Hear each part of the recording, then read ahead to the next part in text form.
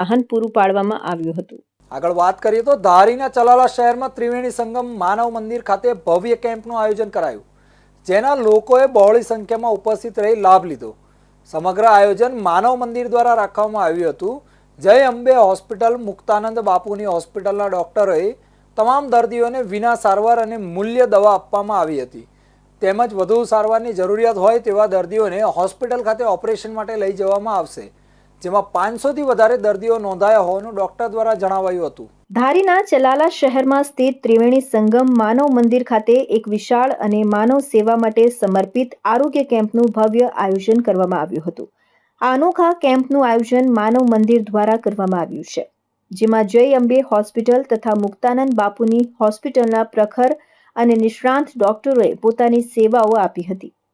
આ કેમ્પમાં હજારો લોકોએ ભાગ લીધો હતો અને અંદાજે 500થી વધુ દર્દીઓનું રજીસ્ટ્રેશન કરવામાં આવ્યું છે। ડોક્ટરો દ્વારા તમામ દર્દીઓને સંપૂર્ણ રીતે વિનામૂલ્યે તપાસ, સારવાર તથા જરૂરી દવાઓ પણ આપવામાં આવી હતી। કેમ્પમાં આંખ, હાડકાં, શરદી, ખાંસી, કેન્સર જેવી અનેક બીમારીઓની નિઃશુલ્ક સારવાર આપવામાં આવી હતી। વધુમાં એવા દર્દીઓ જેને ગંભીર સારવાર અથવા ઓપરેશનની જરૂર હોય તેમને હોસ્પિટલમાં લઈ જવાની વ્યવસ્થા પણ તત્કાળ કરી દેવામાં આવી હતી। ધારીના લોકોને માટે દર વર્ષે આવું કેમ્પ એક આશીર્વાદરૂપ બની રહે છે। આરોગ્ય અને સેવા બંનેનું ઉત્તમ સમન્વય અહીં જોવા મળ્યો હતો।